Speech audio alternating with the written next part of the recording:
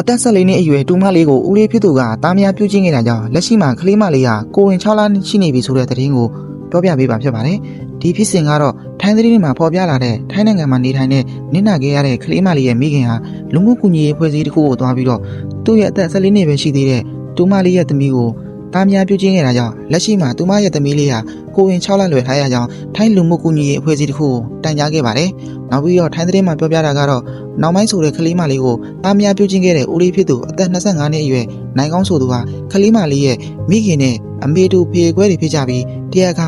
လပိုင်းအတွင်းမှာပဲကလေးမလေးကိုရှစ်ကြိမ်တိတိပြုချင်းခဲ့တယ်လို့ကျင့်ပြီးတဲ့နောက်မှာလဲဦးလေးဖြစ်သူနိုင်ကောင်းဟာဒီအကြောင်းတွေဘယ်သူ့မှမပြောဖို့ချင်းချောက်ထားပါတယ်။နင့်နာခံခဲ့ရတဲ့အသက်14နှစ်အရွယ်နောက်ပိုင်းဆိုတဲ့ကလေးမလေးပြောပြတာကစနေကနေ့တွေကြောင်းပိတ်လို့အဖွားအိမ်မှာသွားနေတဲ့အချိန်သမီးရေချိုကန်းထဲမှာဝိုးတွေရှုံနေတော့ဦးလေးဖြစ်သူကအနောက်ကဝင်လာပြီးသမီးကိုဖမ်းချုပ်ပြီးပြုချင်းဖို့လုပ်တယ်။အဲ့အချိန်မှာသမီးဘက်ကယုံခဲ့ပေမဲ့ဦးလေးဖြစ်သူကချင်းချောက်ပြီးသမီးကိုပြုချင်းခဲ့တယ်။သူသမီးကိုအဲ့လိုလုပ်တာရှစ်ချိန်တိတိဖြစ်ပြီးကိုဝင်ရှိနေပြီဆိုတာကိုသိတော့သမီးကြောင်းသွားနေတဲ့အချိန်မှာဘိုက်ထဲကတခုခုလှုပ်နေတယ်လို့ခံစားရတော့ဆီယာမစီကိုသွားပြီးသမီးဘိုက်ထဲကလှုပ်နေတဲ့အကြောင်းပြောပြခဲ့တယ်။အဲ့လိုနဲ့ဆီယာမတွေကသမီးကိုဆေးရုံခေါ်သွားပြီးစစ်ကြည့်တော့မှကိုဝင်ရှိနေတယ်ဆိုတာကိုသိခဲ့ရတာဖြစ်ပါတယ်။အဲဒီနောက်မှာတော့ဆီယာမတွေဟာမိခင်ဖြစ်သူကိုအတိပေးခဲ့ပြီးရဲစခန်းမှာသွားပြီးအမှုပေးခဲ့တာဖြစ်ပါတယ်။နောက်ပြီးကလေးမလေးရဲ့မိခင်ပြောပြတာကသမီးဖြစ်သူမှာကိုဝင်ရှိနေပြီဆိုတာကိုသိရတဲ့အချိန်မှာမိခင်ဖြစ်သူကထိတ်လန့်သွားပြီးတော့အတွေးပြန်သွားနေတဲ့အချိန်မှာချက်ချင်းပဲသမီးလေးရဲ့အဖွားစီကိုဖုံးဆက်သွားပါတယ်။တရားခံဖြစ်သူကိုမေးပြီးတော့ဘာလို့တူမရင်းကိုအခုလိုလုပ်ရတာလဲမေးတော့တရားခံဖြစ်သူကသူအခုလိုလုံးမိခဲ့ကြောင်းတောင်းပန်ခဲ့ပါတယ်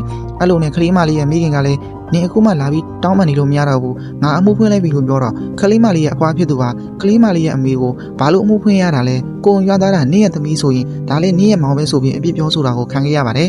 နောက်ပြီးကလေးမလေးရဲ့အမေပြောတာကဟိုတာကမောင်ဆိုပေမဲ့ကျူးလွန်ခံခဲ့ရတာကသူမရဲ့သမီးဖြစ်တယ်တကယ်လို့သူသားလွတ်ထားမယ်ဆိုရင်တခြားမိန်းကလေးတွေကိုလည်းသူအခုလိုပဲလွတ်သွားမယ်အခုဆိုရင်နင့်နာခံခဲ့ရတဲ့သူမရဲ့သမီးဟာရှက်ရတဲ့ပြင်ကြောင်းလဲဆက်တက်ဖို့မဖြစ်နိုင်တော့ဘူးဒီကလေးမွေးလာခဲ့ရင်လည်းအဲ့ဒီကလေးကိုအဖွားတယောက်အနေနဲ့အမေတယောက်အနေနဲ့ပြုစုဆောက်ရှောက်သွားမယ်ဦးလေးအရင်ရဲ့ပြုချင်းတာကိုခံခဲ့ရတဲ့အသက်14နှစ်အရွယ်နောက်ပိုင်းဆိုတဲ့ကလေးမလေးရဲ့မိခင်မှာလက်ရှိမှာတော့သူမရဲ့အရင်ကိုပြုချင်းခဲ့တဲ့တရားခံဖြစ်သူအသက်25နှစ်အရွယ်နိုင်ကောင်းဆိုသူကထွက်ပြေးနေပြီးထိုင်းရဲတပ်ဖွဲ့ကတော့တရားခံကိုတက်ငယ်မရိမှုနဲ့ဖမ်းမိထုတ်ထားပါတယ်